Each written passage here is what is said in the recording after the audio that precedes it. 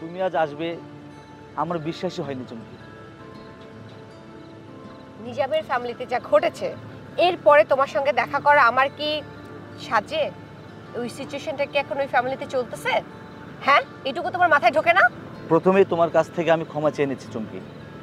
তুমি যা করেছো এরপরে কোনো ক্ষমা হয় না লিঙ্কন। তোমার উপরে আমার মেজাজ প্রচন্ড খারাপ হয়ে আছে। জানি, কিন্তু এখন তো আর কিছু করার নেই। শুধু শুধু কেন রাগ করে থাকবে? সবকিছু এভাবে হালকাভাবে দেখবে না। তুমি জানো না তোমার কারণে আমার ঘুম, খাওয়া দাওয়া সবকিছু হারাম হয়ে গেছে। চুমকি, তুমি হয়তো ভুলে গেছো, তুমি নিজামকে কখনোই স্বামী হিসাবে মেনে নিতে পারোনি, তাই এইসব নিয়ে ভাবার কোনো যুক্তিই নেই।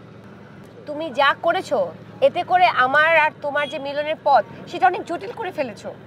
শোনো চুমকি, নিজাম তোমাকে জোর করে বিয়ে করার পরেও তোমার আর আমার সম্পর্কটা আটকাতে পারেনি। তখন তোমার আর আমার মিলনের ব্যাপারটা কেউ আটকাতে পারবে না। তুমি এটা নিয়ে ভেবো না। তোমার কি ধারণা ভাবনা এমনি এমনি হয়? তুমি যা করেছো এরপরে আমাদের সম্পর্ক অনেক জটিল হয়ে গেছে। আমি আর একটা শব্দ উচ্চারণ করতে চাই না, আমি জাস্ট উঠবো।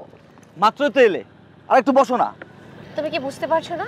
নিজাম যদি কোনোভাবে জানতে পারে আমি তোমার সঙ্গে দেখা করতে এসেছি, তোমাকে এবং আমাকে দুজনকে গুলি করে মারবে। শোনো চুমকি, নিজাম যত বড়ই সন্ত্রাসী হোক, তাকে গোনার টাইম আমার নেই। ওকে, আমি উঠছি।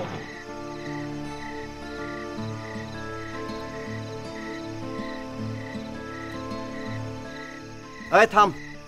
এই কি ব্যাপার? তোমরা আমার রিকশা আটকালে কেন? কি তোমাদের সাথে কিসের কথা আমার? হ্যাঁ, ব্যাপার এত তাড়াতাড়ি দোকান বন্ধ করে বাড়ি যেতেছেন ম্যাডাম? ব্যবসা কেমনে করতে হয় সেটাও বোঝেন না? ইনকাম না হলে চাঁদা দিবেন কেমনে? কি? হ্যাঁ, কি বলছো? ইনকাম না করলে চাঁদা দিবেন কেমনে? এই, তোমাদের এত বড় সাহস কোথা থেকে এসেছে? তোমরা আমার রিকশা আটকাইছো, আমাকে এখানে দাঁড় করায় রেখে কথা বলতেছো আজে বাজে কথা। ও মা, যে প্রশ্ন আমরা করবো সেই প্রশ্ন আপনারা আমাকে করে ফেলাইলেন। আমরা জানতে চাইতেছি মিডিয়ায় আমাদের বিরুদ্ধে কথা বলার সাহস আপনার হইল কেমনে? সত্যি কথা বলতে সাহস লাগে না। তোমরা অন্যায় করছো, আমি মিডিয়াতে বলছি, আরো বলবো। আপনার কি ধারণা আমাদের বিরুদ্ধে কথা কয়া আপনি এখানে ব্যবসা করতে পারবেন? পারবেন না ম্যাডাম, পারবেন না। কি করবে? চিরতরে লাল বাতি জ্বালায়া দিমু। ম্যাডাম, আপনি কোনো চিহ্নই খুঁজে পাইবেন না। কি করবে? খুন করবে? সাফিনের মতো আমাকেও খুন করবে তোমরা? হুমকি দিচ্ছ আমাকে? দেখেন, আমরা ওই সমস্ত সাপিন বাপিনে খুন করি না। আমরা মশা মায়ের হাত কালো করতে চাই না। আর আপনিই বলেন ওকে মাইরে আমাদের লাভটা কি? খুনি যদি খুন করে স্বীকার করতোই তাহলে তো এত এত খুনের মামলা ঝুলতো না, তাই না? তোমরা খুন করেছো, আমি বলেছি, আরো বলবো। যাও, সরো এখান থেকে। আমাদের কথা বিশ্বাস না করলে তো কিছু করার নাই। আসল খুনিরে বাদ দিয়া শুধু শুধু বসের পিছনে লেগে আছেন কেন? শোনেন ম্যাডাম, আপনাকে স্পষ্ট করে একটা কথা বলি, এইখানে ব্যবসা করতে হলে আমাদের চাঁদা দেওয়ানি লাগবে।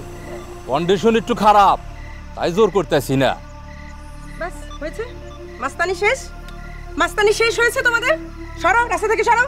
অনেকক্ষণ তো দেখলাম, অনেকক্ষণ। হ্যাঁ ভাইজান, ফাজিল আসছে মাস্তানি করতে। ম্যাডাম, আমাদের কথা তো শুনলেন না, এর জন্য চরম মূল্য দিতে হইব।